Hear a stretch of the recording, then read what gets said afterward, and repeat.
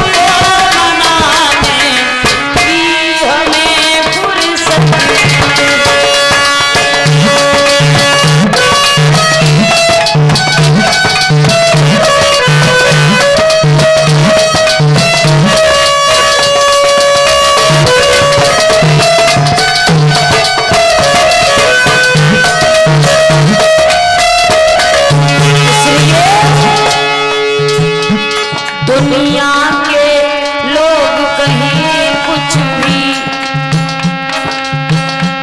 हम एक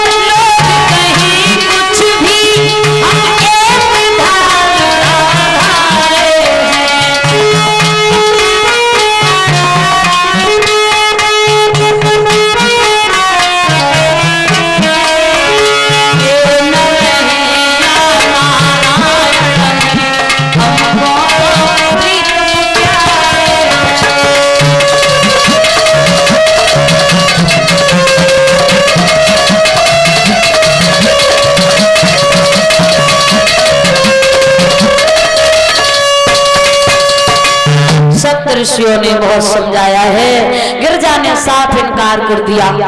तुम व्यर्थ में अपना टाइम बर्बाद करते हो। मेरे दिल में, मेरे दिमाग में सिर्फ भोले बाबा के अलावा और किसी की मूर्ति नजर नहीं आती। प्रिय श्रोताओं, आज सप्त ऋषियों ने देखा कि गिरजा वास्तव में भगवान शंकर की ही दासी बनना चाहती है, तो जाकर शंकर जी से कहा एक गिरजा नाम की लड़की है और वो कहती है हम शादी करेंगे तो भोले बाबा के साथ करेंगे। शंकर जी ने कहा तुमने उसे समझाया नहीं? अरे हमारे साथ शादी करके कोई आराम नहीं है, कोई सुख नहीं है, व्यर्थ में मेरे पीछे पागल बनी है।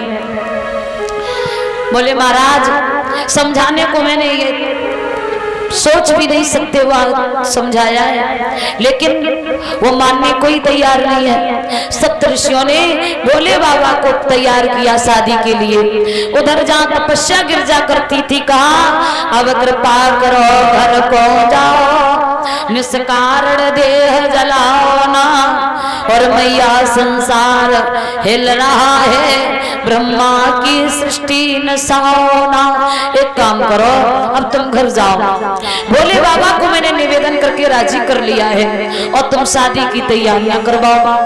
और श्री सुखदेव जी महाराज कहते हैं, इधर जब शादी की तैयारियां होने लगी और भोले बाबा को शुक्र और शनिचर जो रहे वो कैलाश पर्वत पे सजाने लगे, यानी दूल्हा बनाने लगे।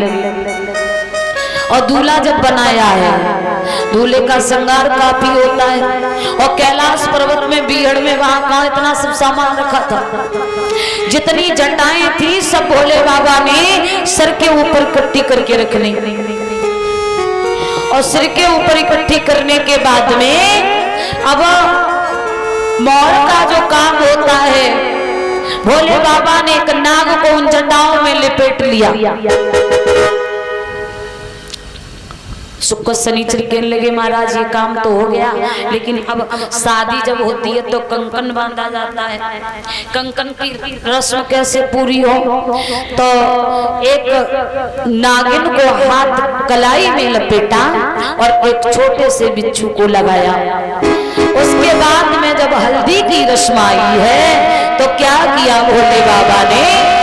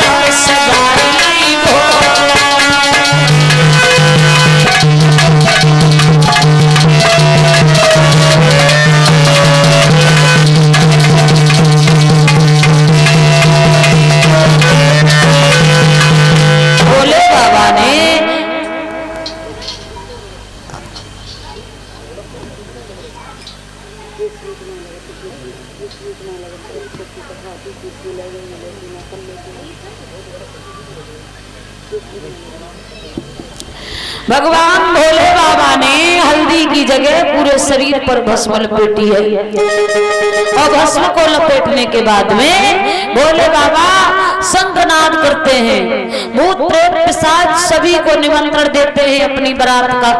और जब निमंत्रण दिया है, दूल्हा बन गए भोले बाबा, तो भोले ही रहे, दूड़ा नांदिया पे बिठा दिया। शुक्र शनिचर कहने लगे महाराज वैसे तो तुम तैयार हो गए, कोई दिक्कत नहीं है, सब अच्छी तरह लग रहे हो, लेकिन ये नांदिया पे जो आगे मुंह करे बैठे हो, इसकी वजह अगर पीछे मुंह करके बैठ जाओ तो बहुत सुंदर लगोगे। अब भोले तो भोले ही रहे, बोले जैसी तुम्हारी इच्छा, आगे मुंह की वजह पीछे मुंह करके बैठ गए। अब बारात जब आगे चली तो कैसी कैसी बाराती है कि कछुरुंड बिना कछुरुंड बिना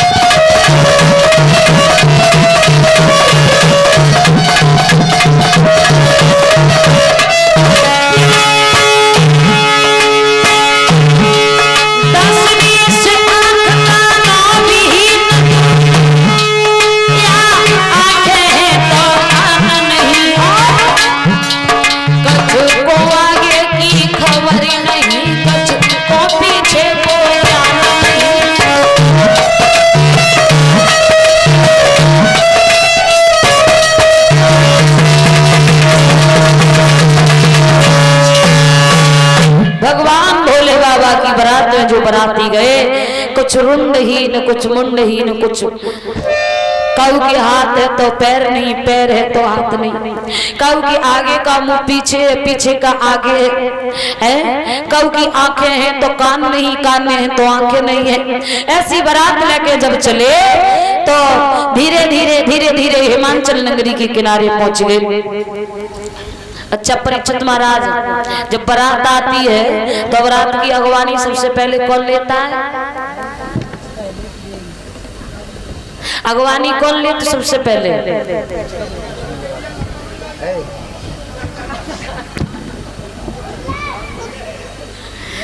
ऐसी बात काई कर रहे तुम?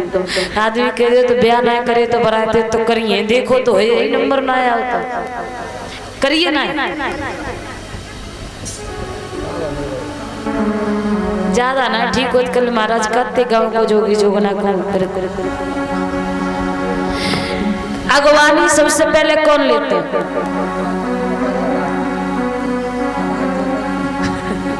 हम बताएं? वैसे कायदा में तो अगवानी जो बड़े बूढ़े हो तो वे लेते, और बड़े बूढ़े से पहले अगवानी लेने पहुंच जाता को छोटे छोटे बच्चा दूल्हा देखे, दूल्हा सबसे पहले दूल्हा हम देखेंगे, है ना? हाँ, और बच्चन से पहले अगवानी को ले तो बच्चन से पहले अगवानी लेने पहुंच जाता, क्योंकि आजकल रीत ऐसी है कि अगर बारात लेके जाओ, अगर बैंड ना लेके गए तो कहो बाराती लौटा दी जाए, लेके आए तो आई क्यों ना? हमने तुमसे पहले ही कही थी, हमारी बेइज्जती कराने चले आए हैं? और जब बैंड जाए बारात में तो आप बताओ, गांव से करीब 2 किलोमीटर 2.5 किलोमीटर पीछे से गांव के लड़का घेर ले तो यहीं से बजाना शुरू करो, और अगर बैंड वाला ना बजाए तो बेचारे की भाभी है। अब जब बैंड बजते है तो जब बैंड की आवाज सबसे पहले गलन के कुत्तन के काना में पत्ते है, झूठ कह रहे बता? बच्चन से पहले गलन के कुत्ता भौंक भौंक के पेट फुले लेते। और भोले बाबा की बारात में तो ऐसी बाराती आती है, हम बैंड की जरूरत ही ना थी। सब भूत प्रेत पिशाच उल्टे सीधे, कोई लुढ़क जाए, कोई चल तो जाए, कोई भगत जाए, तो कोई बैठ बैठ के चल तो जाए है। अब भोले बाबा की बारात जब आई और छोटे छोटे बच्चन ने जब सुनी, और एक रीत है हमारे समाज में, जब बारात आए क्योंकि बिटिया की बारात आई जैसे, तो गाना चलते है आज मेरे यार की शादी है, और वह यार की शादी वाले गाना पे जो बिटिया के बाप लगत बेऊ नाचत और जो भैया लगत बेऊ नाचत, वे संग ही संग गाते हैं आज मेरे यार की शादी है। अब उन्हें ये नहीं पता कि बिटिया की शादी है तो गाना कौन सा लगवाना चाहिए ना, गाना होगा तो यही होगा आज मेरे यार की शादी है। भैया पूछ कह रहे तो हमने कई गाना चाहिए होना चाहिए, तुम दूसरा गाना बदल कैसे दो? अब भैया को जना पता मेरी बहन की शादी है कि यार की शादी है? तो भैया समाज की कुरीतियां मड़ी है। अब भोले बाबा की बारात जब आई तो गाँव के बच्चा इकट्ठे हो गए। कल एक कल लोगो भैया हमने सुनी बारात आएगी, दूसरों बोले सुनी तो हमने, तीसरा बोले तुम सुनते ही रहो तब तक हम देख के अरे सबसे पहले दूल्हा है कैसे? तले वो बोले तू कैसे दूल्हा पहले देखेगो? तो पहले दूल्हा हम देखेंगे। अब ग्रुप बनाए ले छह बच्चन के, और बच्चा जो रहे वे सब दूल्हा देखन जब गए तो भैया दूल्हा तो बाद में देखो, पहले बारात देखने को मिलेगी। बड़े बड़े दांत, ऊंचे नीचे हाथ पैर, बच्चन ने देखो सोचने लगे कैसी बारात है। अब बारात तो बहुत दूर रहे और दूर से ही देख के बच्चा लौटे आए। बारात को देख के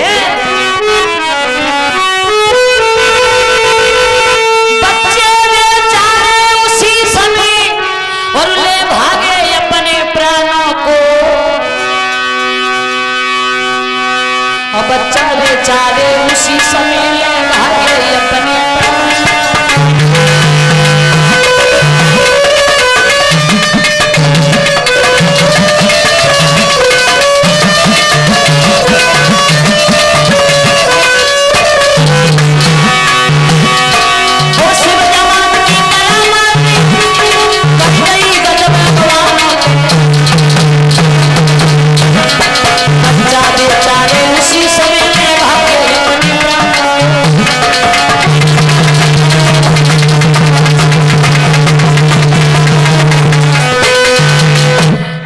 बरात देखी सुबह दूर से ही भग आई।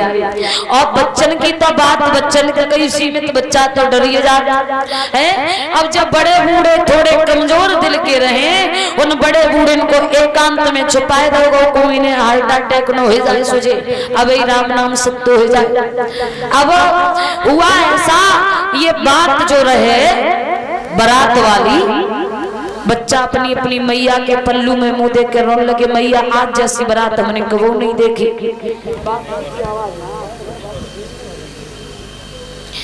जवाब दिया, मैया आज जैसी बारात हमने कबू ना देखी और आज जैसे दूल्हा ना देखो। तो मैया ने जो सोची, हिमांचल राजा है और राजा की बिटिया की बारात आई तो कुछ खास हुई है, तासु कह रहे जी है।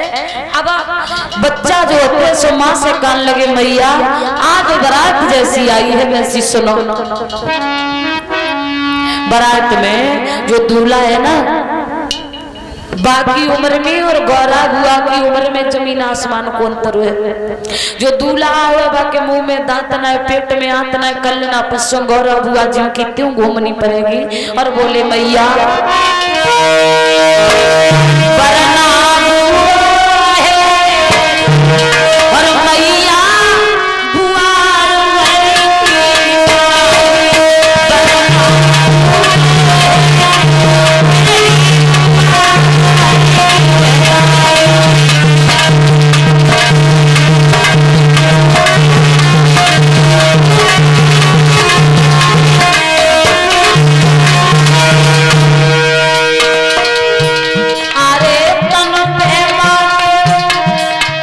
शरीर में भस्म लपेटे और जटा को सर पे रखे।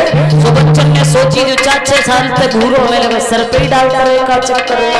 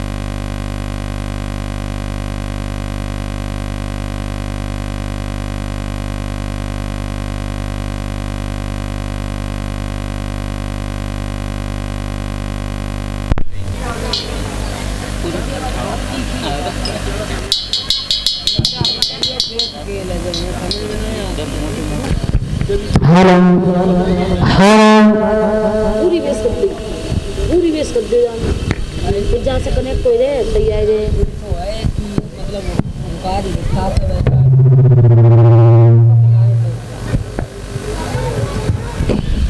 हेलो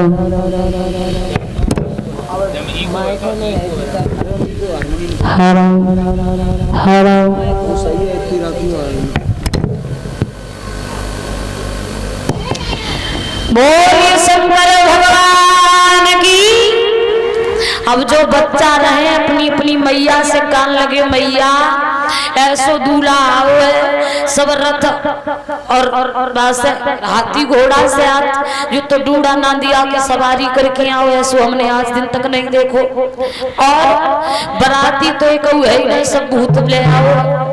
मैया कर लगी लला देखो, जब बात राजा महाराजन वाली बात तुम काऊ से न करियो, उन्हें अच्छो लगत ऐसो हमें अच्छो लगत, बेमतलब में हम लोग मुसीबत में फंस जाएं, जब बात कहूं अंत मत चलियो।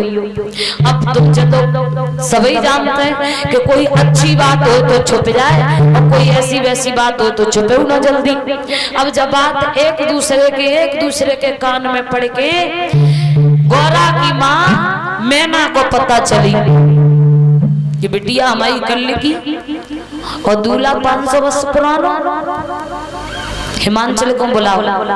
क्यों महाराज, हमने तुमसे पहले ही कहा था कुछ ऐसा वैसा हुआ तो बिटिया की शादी नहीं करेंगे। तुम्हें किसने बता दिया इस लड़के को चुन लेना? हिमांचल कहने लगे नारद जी ने ही बताया था।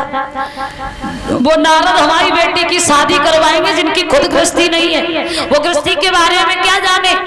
अरे जिस वर में और जिस वधू में बिल्कुल कोई मेल न खाता हो, कहाँ हमारी सुंदर फूल जैसी बिटिया और कहाँ वो बूढ़ो महात्मा बाप के साथ शादी कर दे। नारद को बुला लिया। क्यों नारद, तुम कौन से जन्म का बैर निकालना चाहते हो जो मेरी बिटिया की शादी ऐसे के साथ में करवाओगे? नारद कहने लगे देखो इसमें दोष हमारा नहीं है, तुम्हारी बिटिया नारद शंकर जी को खूब चाहती है, शंकर जी के संग शादी करवे के लिए पता नहीं कितनी पूजा करी हो और तुम हमें दोष देती हो। ये दोष देना बंद करो। गिरिजा को बुलवाया, जवाब दिया।